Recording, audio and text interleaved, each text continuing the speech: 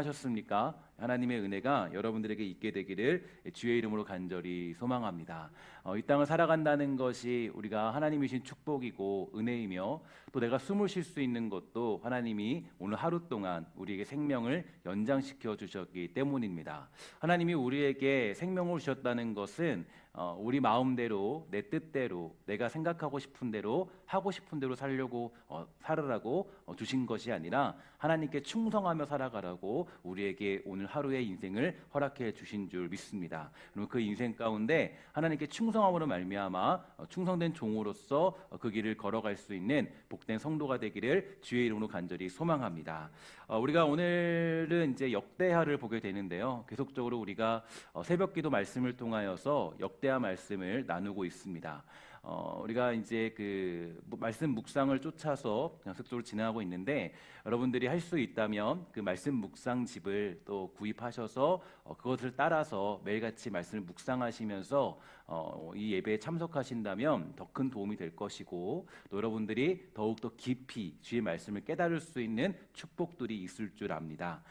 이제 우리가 역대하 말씀을 접하게 되면 한 가지 의문점이 하나 들게 되는데요. 그 의문점은, 왜 이스라엘 역사서는 구약 성경에 두 번에 걸쳐서 비슷한 내용을 서술하고 있을까요? 일단 열왕기상하는 일반적인 역사를 강조하는데 그 초점을 두고 있습니다. 다시 말해서 이 역사적인 사이클을 우리에게 강조해주고 있는데요. 일단 인류가 처한 형편들에 대하여 알려주고 있는 것입니다. 사사기의 요구대로 이제 왕이 세워졌고, 그 왕이 세워지는 과정이 사무엘 상하이고, 또 우리들의 요구대로 세워진 왕들이 얼마나 무익하고 또 형편없는지, 또 의미가 없는지 여러 가지 그런 문제들이 발생되는가에 대해서 알려주고 있는 것이 바로 열왕기상하에 등장하는 그런 북이스라엘, 남이스라엘의 남유다의 모습이겠죠. 그래서 보면은 사실 열왕기상하에 등장하는 이 북이스라엘이나 남유다 왕 중에 등장하는 선한 왕들은 전혀 찾아볼 수가 없다고 해도 과언이 아닙니다. 그나마 이제 가장 선하다고 볼 수 있는 왕이 한 명 있는데요. 그 왕은 요시야 왕이었죠. 요시야 왕 외에는 그들의 왕들 중에서 선한 왕을 꼽을 수 있는 왕이 없다라는 것입니다. 그런데 이 요시야 왕도요, 사실 죽음이라는 한계 앞에서 이제 허무하게 목숨을 잃어버리고 마는 그런 안타까움에 있음을 우리는 볼 수가 있게 됩니다. 그래서 그가 얼마나 이 허무한 인생을 살고 있는지를 보여주는 것, 그것이 바로 열왕기상하가 가지고 있는 주제의 내용이겠죠. 그와 반면에 오늘 우리가 살펴본 역대상하는 그 의미가 조금 다르다라고 볼 수 있습니다.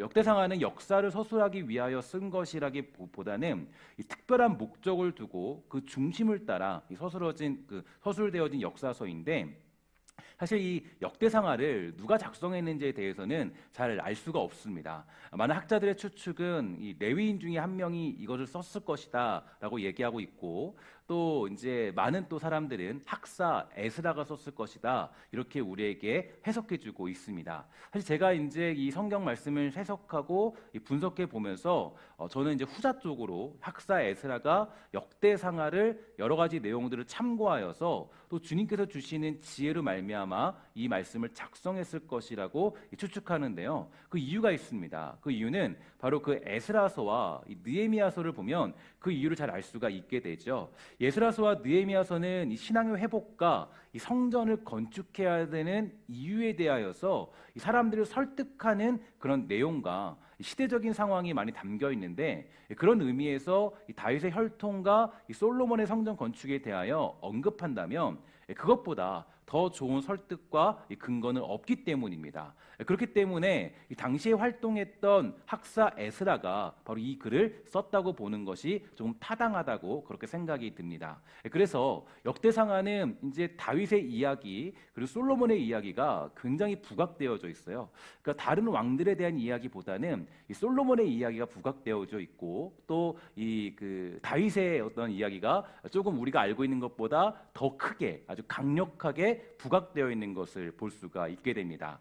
반면에 사무엘상하나 이 열왕기상하는요, 이 다윗과 솔로몬의 치부들도 나타나고 있고 그들의 문제점이 하나같이 드러나고 있죠.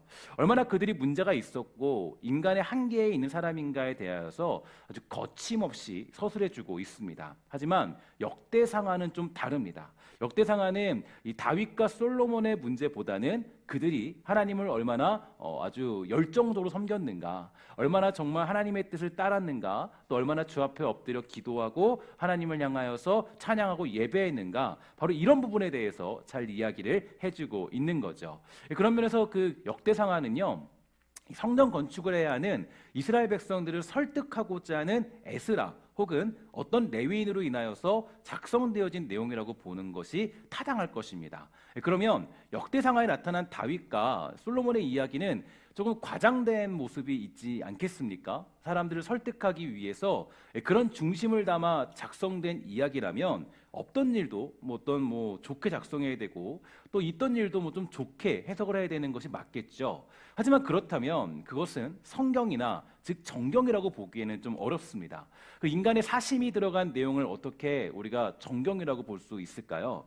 그럼에도 불구하고 역대상하가 중요한 것은 다윗과 이 솔로몬의 가진 마음이 거짓된 마음이 아니라 진실된 마음이었다는 것에 굉장히 큰 의미가 담겨져 있죠. 물론 솔로몬은 우리가 해석해 봤을 때 솔로몬은 선한 왕이라고 보기에는 좀 어렵습니다. 그러니까 그가 여러 가지 인생들을 보고 삶들을 봤을 때요, 이 솔로몬의 인생은 굉장히 하나님을 잘 섬겼지만 지혜의 왕이라고 알고 있지만 지혜 왕 중에서 나중에 이제 그 타락의 길로 빠지는 사람이 솔로몬 왕이었어요. 그러니까 그가 솔로몬 왕이 나라를 그렇게 다스리고 있을 때 그때 어떤 일이 발생했냐면 사람들이 찾아옵니다. 우리 좀 제발 일 좀 그만 시켜주세요. 일이 너무 많아요. 선조 때보다 다윗 왕 때보다 너무 일이 고됩니다라고 하면서 사람들이 반란을 일으키죠. 그만큼 솔로몬 왕이 사실 처음에는 주님을 잘 섬겼고 한 중간까지는 괜찮은 인생을 살았어요. 근데 이 마지막까지 갔을 때는 그가 좀 타락된 인생을 살죠. 그래서 자기 권력을 유지하기 위해서 어떤 길로 가냐면 이 공주들과 다른 나라 이방 나라의 공주들과 이 수많은 결혼들도 하게 되고 그러면서 하나님과의 관계가 점점 멀어진 사람이 바로 이 솔로몬 왕이었습니다. 그럼에도 불구하고 오늘 본문과 역대상하가 우리에게 의미가 있는 것은 그가 성전을 세우고자 하는 그 믿음과 열심은 거짓이 아닌 사실이었기 때문이에요.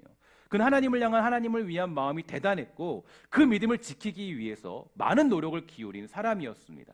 바로 그러한 믿음에 근거하여서 역대상하의 기자는요, 이 솔로몬의 이야기를 아주 거침없이 작성할 수 있던 것이겠죠. 이런 면에서 우리는 몇 가지 사실을 알 수가 있게 되는데요. 첫 번째로 하나님은 우리의 연약함을 통하여서도 일하신다는 분이십니다. 여러분, 우리의 연약함을 통해 일하시는 하나님을 믿으시기를 주의 이름으로 간절히 소망합니다. 우리가 정말 대단한 믿음이 있고 우리가 엄청난 깨끗하고 정결한 사람이 있다고 해서 쓰임받는 것이 아니라 우리들이 쓰임받는 것은 연약함이 있음에도 불구하고 쓰임받는 거예요. 두 번째로 인간은 진심으로 믿음을 지키려 하는 마음이 있다는 것이고 세 번째로 우리는 그 마음을 지키는 것이 무척이나 또한 어렵다는 겁니다. 특히 우리는 끝까지 믿음의 길을 가는 것이 정말 어렵습니다. 여러 가지 고난과 환난은 물론이거니와 많은 유혹들이 우리에게 바로 다가오고 있죠. 여러분, 제가 1월 달쯤에 소개해드린 책이 있는데요. 존 버년이 작성한 이 철로 역정이라는 책을 기억하실 겁니다. 이 철로 역정이라는 책은요, 우리에게 굉장히 큰 의미가 있죠. 이 믿음을 따라 살아가는 그리스도인들에게 정말로 수많은 고통과 유혹들이 우리를 공격하고 있다는 것을 보여주는 책이 바로 철로 역정이라는 그런 책입니다. 바로 수많은 고통과 유혹이 말로 할 수 없을 정도로 심각하다는 것을 보여주고 있고 이 사단이란 존재는 인간의 연약함을 파고 들어가기에 충분하다는 것을 보여주는데 특히 그 책에서 말해주는 놀라운 것은 믿음의 길을 걷던 사람들도 실패하여서 여전히 그 길에 머물러 있는 사람들이 있다라는 것을 보여주고 있는 충격적인 사실을 우리에게 알려주고 있죠. 믿음의 길을 가긴 가는데 어떤 한 상태에서 머물러 있는 사람들이 있다라는 것을 보여줍니다. 그런 면에서 보면 믿음의 길을 걷는 것이 얼마나 힘들고 어려운지를 우리가 알 수 있는 것이죠. 여러분, 바라기는요, 우리 사랑하는 신성의 권속들이 이 주님께서 주신 믿음을 지키기 위해서 방심하지 아니하고 힘을 다하여 싸울 수 있는 그런 영적인 전투력이 있게 되기를 주의 이름으로 간절히 축원합니다. 믿음의 사람들이 실패하는 많은 이유가 있어요. 그 이유는 바로 교만 때문이고 방심 때문이에요. 나는 괜찮겠지, 나는 안 넘어가겠지, 주님께서 함께 하시는데 내가 왜 무너지겠어? 신앙 경력이 벌써 몇 년이고 내 직분이 어떤데 내가 실패하겠어? 바로 이러한 생각들이 마귀에게 틈을 주는 겁니다. 마귀는 그 틈을 노리고 들어와서 저와 여러분들을 공격하죠. 성장하지 못하도록 해요. 하나님을 섬길 수 없도록 만들어요. 우리의 마음을 깨트려 버린다라는 거예요. 우리에게 의심을 주고, 우리에게 유혹에 빠지게 만들고, 우리가 나 혼자의 교만에 빠지게 만들고, 그리고는 솔로몬처럼 지혜의 왕이며 기도의 사람이었지만 이 솔로몬 왕을 넘어뜨리게 되는 아주 무서운 그런 사단의 공격이 우리에게 있다라는 겁니다. 여러분, 그래서 언제나 우리는 깨어 있어야 돼요. 여러분, 정말 제가 여러분들에게 권고하고 부탁드리는 것은 여러분들이 깨어 있어 주님을 섬기게 되는 믿음의 사람 되기를 주의 이름으로 간절히 축원합니다. 여러분 안에 있는 게으름을 몰아내십시오. 이 기도 시간을 확보하지 못하고 원래 하고 있던 기도 모임에 함께하지 못한다면 여러분들 함께할 수 있게 되기를 주의 이름으로 간절히 축원합니다. 사실 지난 이제 우리가 보면은 그 금요기도 모임에 보니까 이 코로나 이전에 함께 기도하던 분들이 많이 볼 수가 없었어요. 조금 속상하고 마음이 아쉬웠습니다. 여러모로 주를 향한 민망함도 있었고요. 또 열심을 회복하지 못하는 우리들의 게으름도 볼 수가 있었죠. 여러분, 기도하던 사람들은 금요기도에 함께 참석해 주시고, 금요기도에 그동안 참석하지 못했던 사람들도 원래 참여했던 사람인 것처럼 다시 한번 이 기도에 참여해 줄 수 있게 되기를 부탁을 드리겠습니다. 우리 모두가 한 제목을 가지고 정말 기도하는 복을 누리며 나아갈 때 우리 안에 있는 영적인 게으름을 몰아낼 수 있을 것입니다. 주님을 섬길 때는 우리가 열심을 다하여 섬겨야 돼요. 열심을 잃어버리면요, 결국 유혹당하거나 성장할 수 없어요. 그래서 우리가 영적인 게으름은 너무 무서운 것입니다. 열심히 있어야 우리는 은혜를 마음껏 누리며 성장할 수 있기 때문입니다. 그래서 우리는 잃어버린 열심을 회복해야 돼요. 그런 면에서 오늘 본문에 등장한 이 솔로몬은 주님을 향한 열심이 사실 이때 당시 또 그의 전성기 때는요, 아주 특심인 사람이었습니다. 하나님을 향한 열심이요, 정말로 대단한 사람이었어요. 주님께 모든 것을 바칠 줄 아는 사람이었고요, 주님을 향한 열심을 멈추지 않던 사람이었어요. 그러니까 이때는 하나님을 너무 잘 섬겼습니다. 너무나도 하나님이 주시는 말씀을 쫓아서 중심을 잡고 그 주신 지혜를 따라서 지혜롭게 잘 통치하던 사람이 솔로몬 왕이었어요. 그 열심적인 모습을 오늘 본문을 통하여 살펴볼 수 있게 되는데요. 오늘 본문에서 솔로몬은 이 상황별로 7가지의 기도를 주님께 드리고 있습니다. 그러면 그 기도가 무엇인지 한번 살펴보고요, 그의 기도를 모범 삼아 우리가 기도할 수 있는 도전이 있게 되기를 주의 이름으로 소망해 봅니다. 첫 번째로 솔로몬은 이웃에게 범죄 후에 맹세했을 때 드리는 기도를 올려드리고 있습니다. 6장 22절과 23절인데요. 이렇게 말하죠. 쉬운 성경입니다. 만약 어떤 사람이 이웃에게 죄를 짓고 맹세를 하게 되어 그가 이 성전 안에 있는 주의 제단 앞에 나와서 맹세를 하거든 여호와께서 하늘에서 들으시고 주의 종들을 심판하시되 악행을 저지른 사람은 죄가 있다고 판결하셔서 벌을 주시고 옳은 일을 한 사람은 죄가 없다고 판결하셔서 옳음을 밝혀 주십시오. 이렇게 고백하고 있습니다. 다시 말해서 이 사람이 이웃에게 죄를 짓고 내가 죄를 지었으면 벌을 받겠다고 맹세했을 때 드리는 기도인데요. 이때 모든 판결에 대한 심판권을 여호와 하나님께 맡겨드리는 신앙의 고백이 여기에 담겨져 있습니다. 그래서 악한 자는 벌을 주시고 의로운 자는 죄가 없다고 판결해달라고 소원하는 이 솔로몬의 모습을 우리는 살펴볼 수가 있게 되죠. 솔로몬의 모습을 볼 수 있을 때 우리는 이런 것을 봤을 때 깨달을 수 있는 것은 우리는 심판권자, 이 판결권자의 모습을 내려놓아야 한다는 것을 알 수 있습니다. 남을 비판하는 것, 정죄하는 것, 그것은 우리가 해야 될 일이 절대로 아닙니다. 오직 공의로우신 우리 하나님만이 할 수 있는 일이 심판이라는 거죠. 그러나 우리는 어떻습니까? 우리는 비판하기 좋아해요. 우리는 정죄하기 좋아해요. 내가 옳은 것을 주장하는 걸 좋아합니다. 내가 옳다고 주장하는 것은요, 사실은 바리새인적인 사고가 굉장히 다분해요. 자기 의로움을 주장하기에 가장 좋은 방법이 뭘까요? 나는 저 사람보다 의로워, 나는 괜찮어 라고 얘기하기에 가장 좋은 방법은 그 사람을 비판하는 것입니다. 그 사람을 정죄하는 것입니다. 그 문제를 삼고 아주 껴 들어가는 거예요. 하지만 우리는 그러한 정죄와 판결의 권세를 가지고 있지 않습니다.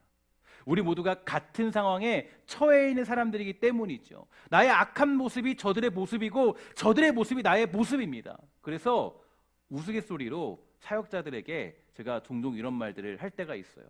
성도들을 만나거나 가르치고 양육해야 하는 일들을 만날 때 나랑 똑같은 사람들을 만나게 되더라. 정말 그래요. 내가 성도들 좀 문제네, 저 사람이 좀 문제네. 근데 보면요, 사실은 나랑 똑같더라고요. 정말 그런 경우가 많이 있습니다. 사역하다 보면 제 어렸을 때 모습, 미성숙했던 그때의 모습, 그때는 괜찮은 줄 알고 있었던 어떤 의시되었던 저의 모습들을 많이 만날 때가 있게 돼요. 이처럼 우리는 모든 심판권을 주님께 맡기고 오직 우리는 사랑의 법, 포용의 법으로 가야 됩니다. 그것이 우리가 가야 될 신앙인의 본 모습이에요. 두 번째로 솔로몬은요, 주의 종이 주께 범죄하여 적국 앞에 패했을 때 드리는 기도를 올려드리고 있습니다. 6장 24절과 25절의 내용이에요. 만일 주의 백성 이스라엘이 주께 죄를 지어 적에게 패배하였다가도 그들이 뉘우치고 주께로 돌아와서 주의 이름을 인정하고 이 성전에서 주께 빌며 간구하거든 주께서는 하늘에서 들으시고 주의 백성 이스라엘의 죄를 용서해 주십시오. 그리고 그들의 조상에게 주신 땅으로 그들을 다시 돌아오게 해주십시오. 이런 고백을 드리고 있습니다. 하나님의 백성이 주님께 죄를 지어서 적과 싸워 졌을 때 자기의 죄를 뉘우치고 하나님께로 돌아와서 주의 이름을 인정하고 성전에서 드리는 기도인데요. 여기서 우리가 눈여겨볼 것은 솔로몬이 간구한 것이 너무 놀랍습니다. 그가 지금 간구하고 있는 것은요, 반드시 내가 승리하게 해주십시오. 우리가 기도할 때 승리가 필요합니다. 우리는 전쟁에서 승리해야 되고 그 악한 적들을 내가 멸해야 됩니다. 이런 기도를 하고 있지 않고요, 패배가 있을 때, 실패가 있을 때, 문제가 있을 때, 전쟁에서 내가 지게 되었을 때, 그럴 때 하나님의 뜻이 있고 그 하나님의 뜻에 따라서 주님께 돌아와 엎드려 자기의 죄를 살피며 회개하는 마음을 달라고 간절히 구하고 있어요. 사실 이 기도는 신앙생활을 하면서 반드시 우리가 기억해야 되는 기도의 내용들입니다. 여러분, 인생을 살아가다 보면 크게 실패할 때가 있죠. 여러분들의 인생 가운데 어려움을 겪을 때가 있습니다. 큰 문제가 생길 때가 있다라는 거예요. 그러한 때 우리가 취해야 될 자세는 어떤 것입니까? 하나님의 뜻이 무엇인가? 왜 선하신 하나님께서 우리에게 이러한 문제를 주셨는가? 우리는 그때 어떠한 입장을 취해야 되는가? 여기에 대해서 묵상해 보셔야 돼요. 이것이 우리가 실패 속에서 배울 수 있는 그러한 놀라운 축복입니다. 그래서 때로는 실패도 축복이 되는 것입니다. 우리 함께 고백해 볼까요? 실패도 축복이다. 때로는 실패도 축복이 돼요. 왜냐? 그걸 통해서 여호와 하나님께 돌아갈 수 있기 때문에. 여러분, 그래서 우리 예수 믿는 사람은 실패를 겪어도요, 그 실패 가운데 좌절하지 않습니다. 여러분, 제가 존경하는 목사님이 이렇게 얘기하셨어요. 뭐라 그러냐면은, 교만한 것보다 좌절하는 것이 더 나쁜 모습이다. 그만큼 하나님을 믿는 사람들은요, 좌절할 수가 없다라는 거예요. 왜냐? 실패에도 뭐가 있어요? 하나님의 뜻이 있다라는 거예요. 실패도 우리가 걸어가는 하나님이 주시는 축복이 될 수 있습니다. 혹시 오늘 이 자리에 모인 여러분들, 우리 유튜브로 보시는 여러분들 가운데 혹여라도 실패 가운데 있는 분들이 있다면, 실망과 좌절 가운데 있는 분들이 있다면 거기에도 하나님의 축복이 있음을 믿게 되는 놀라운 주의 만지심이 있기를 주의 이름으로 간절히 소망합니다. 여러분, 그럴 때 여러분을 점검하셔야 돼요. 여러분을 점검하고 되돌아보는 거룩의 시간을 준비하시기를 부탁을 드리겠습니다. 세 번째로 솔로몬은요, 주께 범죄함으로 하늘이 닫히고 비가 없을 때 드리는 기도를 올리고 있는데 6장 26절과 27절은 다음과 같이 말합니다. 만일 그들이 주께 죄를 지어서 그 벌로 주께서 하늘을 닫고 비를 내려주시지 않을 때라도 그들이 이곳을 바라보며 기도하고 주의 이름을 인정하고 그 죄에서 돌이키거든 주께서 하늘에서 들으시고 주의 종들과 주의 백성 이스라엘의 죄를 용서해 주시고 그들이 살아갈 올바른 길을 그들에게 가르쳐 주시며 주의 백성에게 내 유산으로 주신 주의 땅에 비를 다시 내려주십시오. 고백합니다. 오늘 본문에 나타난 솔로몬의 기도를 보면요, 여러분 한 가지 중요한 사실이 있죠. 인간의 연약함을 늘 염두에 두고 있음을 알 수 있습니다. 인간이라면 충분히 여러 가지 악한 일을 할 수 있을 뿐 아니라 심지어 주님을 떠나려고 하는 충분한 존재라는 것을 솔로몬은 인정하고 있어요. 그러니 그러한 죄를 지어서 주님께서 비를 내리지 않으실 때라도 그때 우리가 죄에서 돌이킨다면 회개하는 백성들에게 주님 우리가 올바른 길을 가르쳐 주십시오라고 간구하는 그 솔로몬의 모습을 살펴볼 수가 있게 되죠. 여러분, 우리가 주님께 은혜를 누리고 신앙의 기쁨을 누리는 비결은 어디인지 아십니까? 내 연약함을 주님께 인정하는 거예요. 내 문제를 고백하는 거예요. 내가 얼마나 주님 앞에서 부끄러운 존재이고 내가 얼마나 주님 앞에서 연약한 문제이고. 여러분 정말 그렇지 않습니까? 신앙생활을 저도 40년을 해왔는데요, 40년을 했으면 좀 이제쯤이면 주님만 바라보면 좋은데 40년이 되면 이제쯤이면 내가 주님만 바라보면 좋은데 심지어 저는요 직분이 목사예요. 근데 이상해요. 40년이 지나도요 여전히 저의 악한 모습은 아직도 남아있는 것 같고 아직도 주님 앞에 게으를 때가 많이 있고요 부끄러울 때가 너무 많아요. 그게 우리들의 모습이죠. 근데 우리 주님은요 상한 갈대를 꺾지 않는 분인 줄 믿습니다. 주님, 내가 상한 갈대 같아요. 내 연약함이 있어요. 내 문제가 있어요 라고 고백할 때 우리 주님은 우리를 두 팔 벌려 안아주시죠. 그게 우리 주님의 모습이에요. 여러분들이 은혜가 지금 만약에 다운되어 있다면, 은혜가 많이 떨어져 있다면 우리들이 해야 될 일들은 무엇입니까? 하나님 앞에 내 연약함을 고백하는 거예요. 내 문제를 아뢰는 거예요. 주님 앞에 얼마나 내가 부끄러운지를 고백할 때, 그때 하나님께서 우리의 마음을 만져주시고 우리의 연약함을 강함으로 변화시켜 주실 것입니다. 네 번째로 솔로몬은 이 땅의 기근이나 전염병, 곡식이 시들거나 깐부기가 나거나 메뚜기나 황충이 나거나 적국이 와서 성읍을 에워싸거나 무슨 재앙이나 질병이 있을 때 드리는 기도를 드리고 있는데요, 6장 28절부터 31절입니다.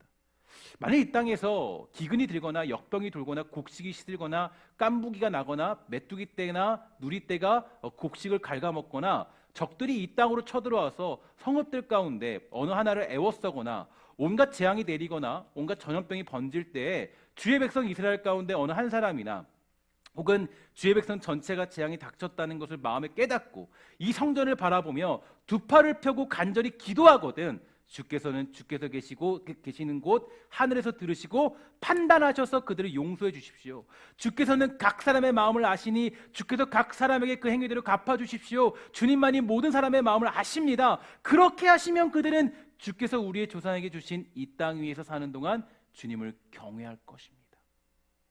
이 기도는 자연재해나 질병, 전쟁으로 인하여서 나라가 어려움을 겪을 때 드리는 그러한 기도의 모습입니다. 이러한 일을 겪을 때도요, 그는 그 모든 것들이 하나님으로부터 시작되었다는 것을 고백하고 주님의 뜻이 있다라는 것을 믿음을 확연히 선포합니다. 그래서 개인이나 백성 전체가 깨닫고 주님 앞에 엎드려 기도한다면 하나님 우리를 용서해 주십시오. 그들의 모든 행위대로 갚아주신다는 것을 고백하고 있어요. 그러면 우리는 이 땅에 어떤 자연재해나 질병, 전쟁으로 인하여서 어려움을 겪는 상황을 만난다면 하나님 앞에 우리가 어떻게 해야 돼요? 엎드려 주님 앞에 무엇 해야 됩니까? 기도해야 돼요. 우리가 엎드려 회개하고 간절히 기도하는 것이 우리가 해야 될 의무이자 책임이 되는 겁니다.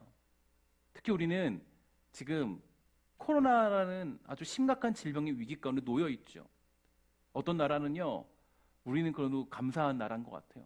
어떤 나라는 하루에 5만 명씩 확진된대요. 5만 명씩 확진자가. 아니, 우리는 상상할 수 없는 일 아니겠습니까? 우리는 감사하게도 확진자가 줄어들어 있는데, 제가 좀 여기 곰곰이 생각해 봤어요. 다른 나라와 우리나라를 비교하면서 왜 하나님이 우리를 이렇게 확진자를 줄여주셨을까? 5만 명씩이면요, 우리나라 같은 우리나라는 그냥 먹을 수 없어요. 함께 할 수 없어요. 근데 왜 하나님이 우리들을 보호해 주시고 우리를 다시 성전으로, 우리 예배당으로 불러주셨을까 고민해 봤어요. 어떤 얘기예요? 왜 하나님이 이 자연재해 속에 전 세계가 지금 겪고 있는 이 고통 가운데 왜 우리나라에게 유독 이 하나님의 보호하심과 하나님의 축복과 하나님의 그 우리를 지켜주심이 우리에게 찾아오고 있는 걸까요? 하나님이 뭐 하라고 그러는 거예요? 우리들이 엎드려 기도하라고. 전 세계를 위해서, 세계 곳곳에 고통당하고 있는 그 만방의 백성들을 위하여서 우리가 대신 회개하고 엎드려 울며 하나님 우리의 연약함을 고백하라고 우리에게 주신 시간이 바로 우리에게 주시는 시간이에요. 근데 우리는 그 시간들을 어쩌면 망각하고 있을지도 모르겠습니다. 여러분, 이런 상황 앞에 우리가 교만하지 말고 주 앞에 나가서 기도할 줄 아는 기도의 백성 되시기를 주의 이름으로 간절히 축원합니다. 다섯 번째로, 주의 이름을 위하여서 먼 지방에서 온 이방인들이 드리는 기도가 나타나는데요. 6장 32절과 33절은요 우리에게 다음과 같이 알려주고 있습니다. 주의 백성 이스라엘에게 속하지 아니한 이방인이라도 주의 크신 이름을 듣고 먼 곳에서 이리로 오면 그들이야말로 주의 큰 명성을 듣고 또 주께서 강한 손과 편팔로 하신 일을 전하여 듣고 이곳으로 와서 이 성전을 바라보면서 기도하거든 주께서는 주께서 계시는 곳 하늘에서 들으시고 그 이방인이 주께 부르짖으며 간구하는 것을 그대로 다 들어주셔서 땅 위에 있는 모든 백성이 주의 이름을 알게 하시고 주의 백성 이스라엘처럼 주님을 경외하게 하시며 내가 지은 이 성전이 주의 이름을 부르는 곳임을 알게 하여 주십시오. 기도합니다. 이방인을 위한 기도죠. 솔로몬은 하나님의 백성 이스라엘에 속하지 않은 그 이방인들이 하나님의 크신 이름과 큰 명성, 여호와께서 강한 손과 편팔로 하신 일을 듣고 먼 곳에 와서 성전을 향해 드리는 기도를 올리며 하나님께서는 이방인이 부르짖는 대로 이루어 주신다라고 선포하고 있습니다. 이러면서 우리는 신앙적인 포용력을 가지고 있어야 한다는 것을 알 수 있습니다. 여기서 말하는 신앙적인 포용력이란 이것저것을 다 받아들이자고 하는 것이 아니에요. 하나님의 공의와 그분의 신실하심을 따라서 사람과 세상을 이해할 줄 아는 그 따뜻함이 우리들에게 요구된다는 것입니다. 교회를 다니고 예수를 믿고 있는데 여러분들 가운데 혹여라도 미소가 없다면, 그렇죠? 차갑고 냉정하다면 그것처럼 큰 문제도 없어요. 우리 안에 뭐가 있어야 돼요? 따뜻함이 있어야 됩니다. 옆에 사람들 한번 바라보세요. 한번 보세요. 눈빛을 한번 보십시오. 어떻게 냉정해 보이십니까? 차가워 보이십니까? 제가 보니까요, 마스크를 써도요, 뭐가 있어요? 눈에 뭐가 나타나더라고요? 따뜻함이 나타나더라고요. 마스크를 쓰고 있어도요, 그 웃는 모습과 미소가 그 눈에서 나타나더라고요. 여러분들은 사명과 의무가 있습니다. 저는 의무가 있어요. 우리들의 모든 의무가 있어요. 어떤 것이냐면 우리의 눈으로 뭘 발사해 줘야 돼요? 따뜻함을 그들에게 전달해 주셔야 돼요. 여러분 옆에서 몇 분 한 번 더 바라보세요. 바라보시면서 한 번 더 따뜻함을 발휘해 주세요. 축복합니다. 한번 고백합시다. 시작. 축복합니다. 네, 축복합니다. 여러분들 안에 그 미소가 있어야 돼요. 그게 우리가 살아가야 되는 삶의 의무이자 또 우리들의 가져야 될 모습들이에요. 사실 우리가 이번 연도에 너무 큰 것을 하나 깨달았습니다. 저는 영적으로 깨달은 것이 어떤 거냐면 우리가 지난 1년간 많은 일을 겪겠죠. 근데 처음에 우리 코로나 터졌을 때 가장 비판하고 가장 정죄하던 세력이 하나 있었습니다. 누구냐면 신천지죠. 신천지. 그래서 우리가 많은 성도들이 얘기했어요. 거봐라 꼴 좋다. 야, 그렇게 하더니 꼴 좋구나, 잘 됐구나. 야, 사실 근데 우리가 바라봐야 될 것은 그 이단 단체가 아니라 사실은 어쨌든지 간에 고통당하는 사람들을 따뜻한 눈으로 바라보고 포용했어야 되는, 기도해야 되는 내용들이 먼저였어요. 우선이었어요. 한국 기독교가 우리 그리스도인을 가져야 될 너무 중요한 것 중에 하나는 무엇이었냐면, 원래 우리가 해야 될 것은 바로 그 코로나라는 심각한 질병으로 인하여서 고통당했던 그들을 위해 기도하는 것, 그게 우리의 우선이었고 먼저였습니다. 근데 사실 우리가 그들이 이단이고 사입이라는 이유만으로 우리는 정죄하기에 바빴죠. 저는 하나님이 참 우리에게, 저는 하나님 무서운 분이시라는 걸 너무 알게 됐어요. 하나님은 너무 무서운 분이세요. 우리가 했던 모습 그대로 우리에게 갚아주셨습니다.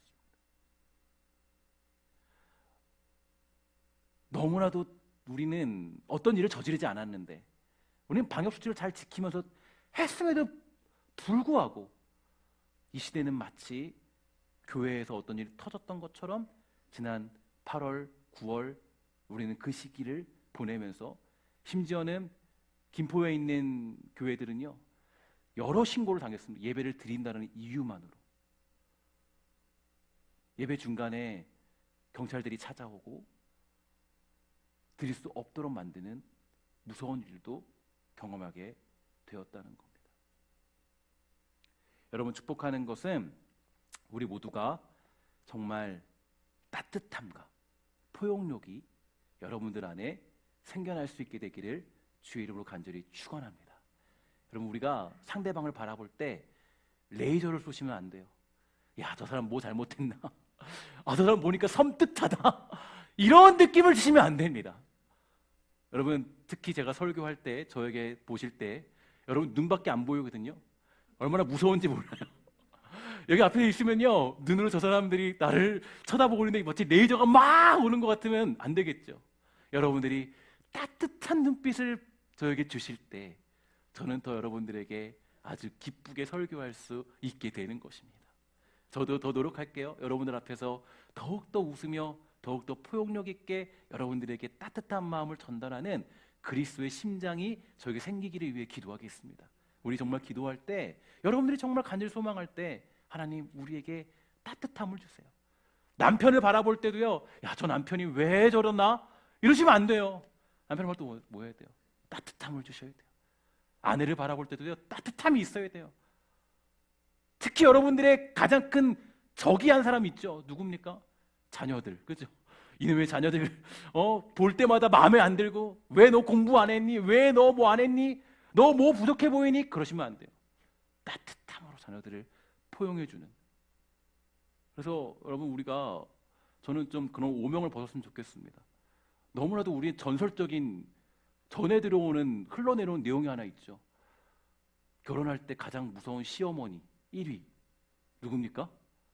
만나기 싫은 사람 한 명 있다 그래요? 교회 권사님들. 여러분, 이거 너무 전설적인 충격적인 내용이에요. 아니, 왜 우리를 그렇게 보고 있는지. 아니에요. 따뜻함으로 보셔야 돼요. 여러분 안에, 저는 우리 신성교회가 조금 더 따뜻해지기를 주의 이름으로 간절히 소망합니다. 교회 왔을 때, 야, 저기 집사님 때문에 행복하더라. 나 오늘 기분 너무나도 안 좋게 왔는데 저 집사님 만나니까 너무 행복하더라. 너무 즐겁더라. 저는 정말 조심해야 될 것 같아요. 제가 앞에서 막 얼굴 찡그리고 있고 막 내일저 발사하고 있으면 교회 갔다 와도요, 이게 도대체 교회를 갔다 온 건지, 그죠? 여러분, 우리가 함께 정말 따뜻함을 전달해 줄 수 있는 신성교회의 그런 매력이 발산되기를 주의 이름으로 간절히 축원합니다.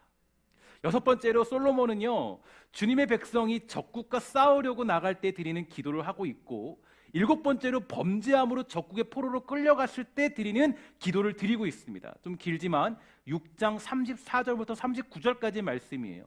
주의 백성이 적과 싸우려고 전선에 나갈 때 주께서 그들을 어느 곳으로 보내시든지 그곳에서 주께서 선택하신 이 도성과 내가 주의 이름을 기리려고 지은 성전을 바라보며 그들이 주께 기도하거든 주께서는 하늘에서 그들의 기도와 간구를 들으시고 그들의 사정을 살펴보아 주십시오. 죄를 짓지 아니한 사람은 없습니다. 이 백성이 주께 죄를 지어서 주께서 진노하셔서 그들을 원수에게 넘겨주시게 될 때에 멀든지 가깝든지 백성이 원수의 땅으로 사로잡혀 가더라도 그들이 사로잡혀간 그 땅에서라도 마음을 돌이켜 회개하고 그들을 사로잡아간 사람의 땅에서 주께 자복하여 이르기를 우리가 죄를 지었고 우리가 악행을 저질렀고 반역했습니다 하고 기도하거든 또 그들이 사로잡혀간 원수의 땅에서도 마음을 다하고 정성을 다하여 주께 회개하고 주께서 그들의 조상에게 주신 땅과 선택하신 이 도성과 내가 주의 이름을 기리려고 지은 이 성전을 바라보면서 기도하거든 주께서는 주께서 계시는 곳에 오신 하늘에서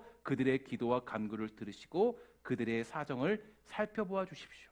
주께 죄를 지은 주의 백성을 용서하여 주십시오. 열왕기하 8장 50절도 말합니다. 주님을 거역하여 저지른 모든 반역죄까지도 용서하여 주십시오. 그들을 사로잡아간 사람들 앞에서도 불쌍히 여김을 받게 하셔서 사로잡아간 사람들도 그들을 불쌍히 여기게 하여 주십시오. 솔로몬이 올리는 기도의 내용입니다. 이 기도는요 전쟁의 승패뿐 아니라 패배하여서 포로로 잡혀가는 상황까지 염두에 두고 솔로몬이 기도하는 것을 볼 수 있습니다. 그러나 결론적인 내용은 같습니다. 모든 내용이 다 동일해요. 우리 한번 따라합시다. 주님, 우리를 용서하시고 우리를 굽어 살펴 주십시오. 이게 솔로몬이 얘기하는 가장 중요한 한 문장이에요. 주님, 우리를 용서하시고 우리를 굽어 살펴 주십시오. 이게 우리가 살아가는 방식이라는 겁니다. 그의 이 기도는요 결국에는 이 기도의 내용에 따라서 모든 것이 이루어집니다. 다시 돌아오게 되죠. 성전을 다시 짓게 되는 바벨론 포로 이후에 이들이 이 기도에 따라서 돌아와서 성전을 짓게 돼요. 놀라운 축복을 누리게 되는 것입니다. 하나님은 그 백성들이 회개하고 돌아왔을 때 그들을 받아주셨습니다. 여러분 제가 여러분들에게 마지막으로 도전하고 싶은 것은 이것입니다. 솔로몬의 기도가 여기서 멈추지 않았습니다. 하나님은 그 기도를 들어주셨어요. 이 얘기는 후대에게 그 기도가 이루어졌다라는 거예요. 자, 여러분들과 제가 기도해야 되는 이유와 사명이 어디 있겠습니까?